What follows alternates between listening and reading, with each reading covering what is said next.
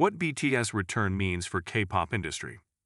Highly anticipated comeback in 4 years, seen reshaping K-pop and Korea's cultural clout. During BTS' extended hiatus, K-pop retained its global visibility but struggled to sustain the momentum it once commanded at the center of the international music conversation.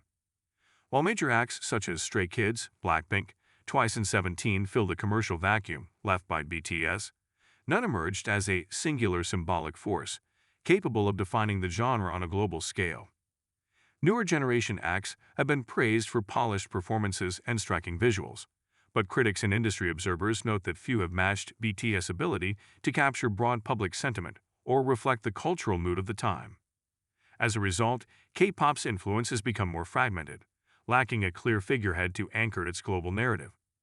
With the group announcing its March 20 comeback, BTS' enduring symbolic power became evident.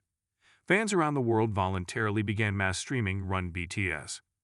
As of January 2, the track topped iTunes' top songs chart in 61 countries and regions, including Brazil, Finland, and Mexico, a rare feat for a track released years earlier. BTS is still the most recognized name in K-pop. If there was only one K-pop group an average American could name, it would still be BTS, said Grace Kao, a sociology professor at Yale University. I think K-pop has had a strong presence in the Billboard Hot 100 chart this year, but BTS has the potential to dominate it. They certainly can outsell any other K-pop act. Beyond the music industry, BTS' return could also carry broader cultural and economic implications for South Korea.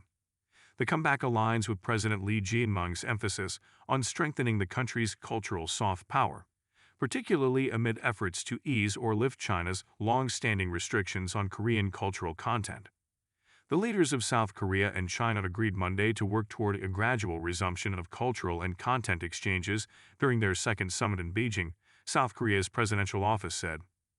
Galaxy Corporation and SM Entertainment, both included in the recent economic delegation accompanying the president's state visit to China, are reportedly pushing for progress on the so-called Hallyu ban. If mainland China reopens fully to K-pop this year, industry observers say BTS' return could accelerate a second major growth phase for the genre. China, with a population exceeding 1.4 billion, remains one of the largest potential consumer markets for Korean content. Many experts argue that lifting restrictions is essential if Korea's cultural exports, including K-pop and gaming, are to reach the 300 trillion won, $207.6 billion scale. HYBE, the parent company of BTS agency Baekhyun Music, has already been expanding its global footprint. The company opened a Beijing branch last May, following earlier expansions in Japan, the US, and Latin America, and established a local subsidiary in Mumbai, India, in September. The group's return has also had a tangible impact on financial markets.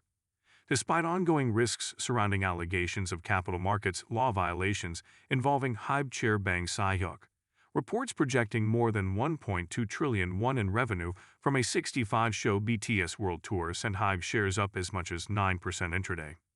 Analysts expect further gains once official tour details are announced. In a handwritten letter to fans, RM wrote, "I waited more desperately than anyone." In a recent livestream, he added, "Something really big is coming.